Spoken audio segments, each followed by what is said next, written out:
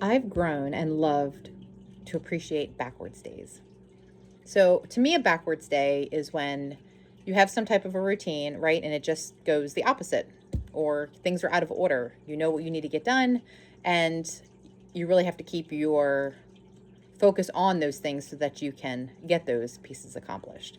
The reason I like them is that I believe that it attests your obedience to your goals. It tests your drive to go after it is that you're wanting to do.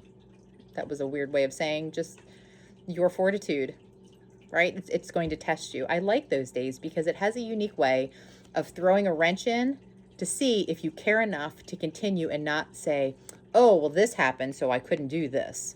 And then, oh, this happened, then I couldn't do that. Nope. Here it is in the evening. It's dark outside. My day was backwards where I would normally do my things in the morning. I actually slept in, which was awesome.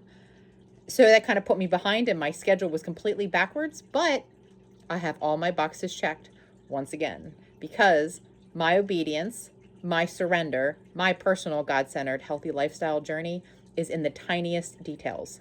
It's in doing what I can, giving the 100% that I have available when I have it. It's a beautiful way to look at life with God in the center of your personal health journey, just putting him in the middle and not worrying so much about the newest diet fad and the newest movement fad and the newest whatever. It's a guaranteed win. So with that, I'm going to close before I have my rest of my food for the day. And we're going to do a random reading from my book, Battlefield for Health, Self-Control for a God-Centered Life. It is not a book on fitness and nutrition. It is a book on surrender. So, faith in your progress. Faith is the quiet belief that your efforts are not in vain. Even when results are not immediately visible, trusting God's timing and your ability to grow allows patience and perseverance to take root. Faith gives perspective, reminding you that transformation is often unseen until harvest. Hebrews 11:1, the Amplified Version, teaches, now faith is the assurance, title deed and confirmation of things hoped for, divinely granted, and the evidence of things not seen. The conviction of their reality, faith comprehends as fact what cannot be experienced by the physical senses. I remember being at my pottery studio in the early years, walking from one room to another when something suddenly stopped me. As I looked around, I realized I was standing in the middle of prayers God had already answered. Prayers I had given, not knowing how or when he would respond. I had been living inside those answers without even recognizing them. The realization was overwhelming, and I dropped to my knees, sobbing, not from sorrow, but from the awe and deep gratitude. I was undone by his faithfulness.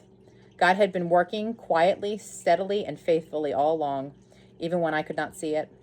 That moment forever changed how I understood faith, not as blind hope, but as trusting God who is always at work, often far beyond what we notice in our day-to-day. So, if you're interested in what true God-centered healthy lifestyle can look like for you, what it truly means to surrender, unlearn the worldly ways and renew your mind, Battlefield for Health, thebodybuildingpotter.com, you can get it there. I can be happy to sign you an author copy with my signature if you'd like a little message from me, or you can certainly grab it on Amazon. But I hope this helps you, and I hope my part of my testimony anyway blesses you in your life.